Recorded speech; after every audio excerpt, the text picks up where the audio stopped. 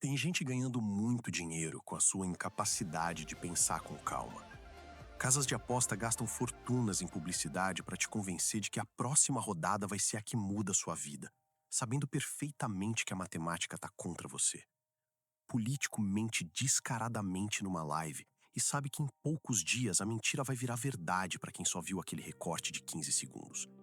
Golpista liga te oferecendo empréstimo fácil, sabendo que quem tá afobado, sem tempo de pensar, cai mais rápido. Nenhuma dessas pessoas tá mirando na sua burrice.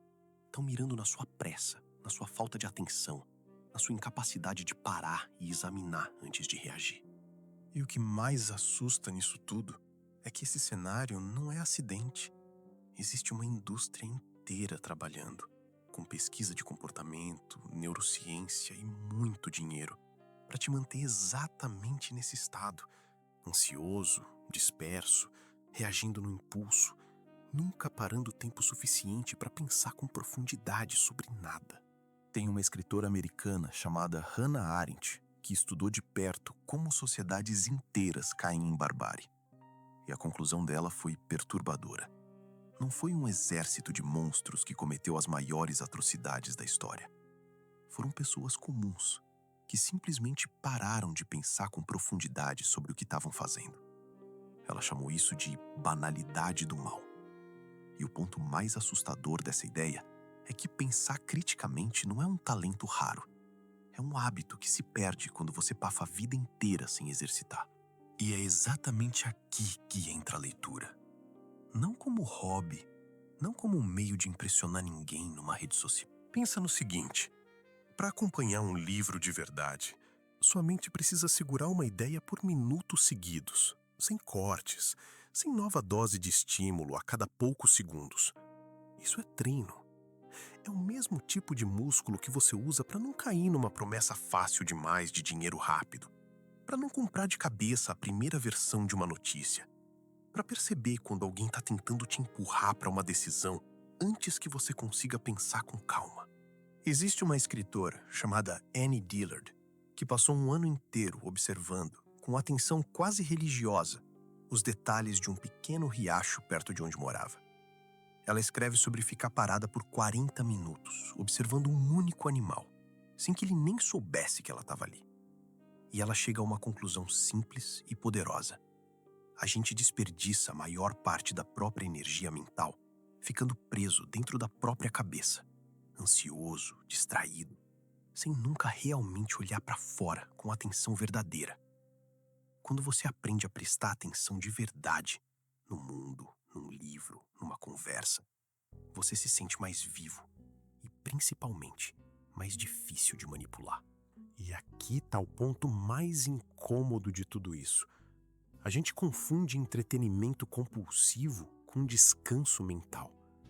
Aquele scroll infinito, aquele vídeo curto atrás do outro, não é tédio.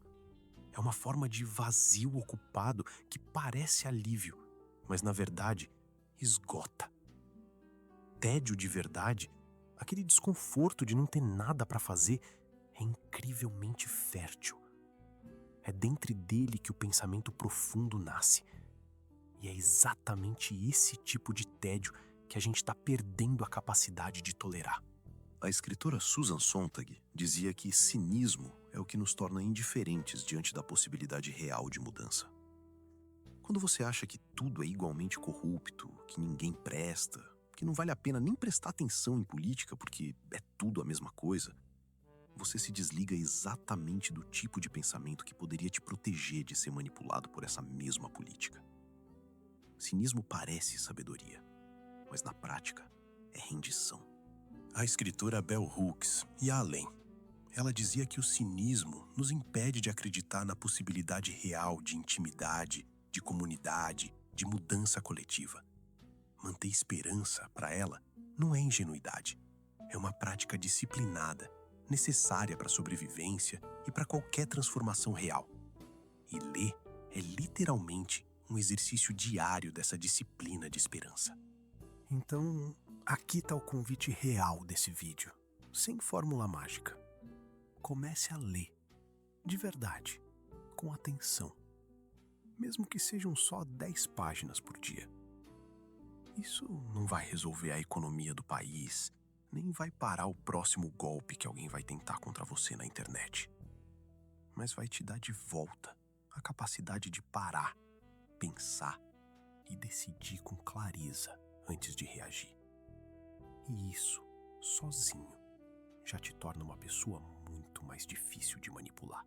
Para começar essa prática, separei 5 livros que vão te ajudar nisso de jeitos diferentes.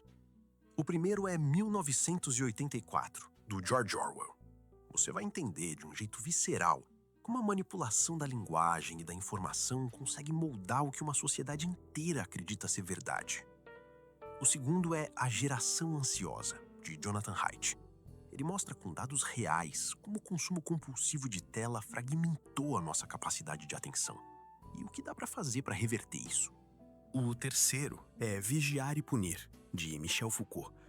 Esse livro te ensina a ver, em qualquer estrutura de poder ao seu redor, os mecanismos sutis de controle que normalmente passam despercebidos.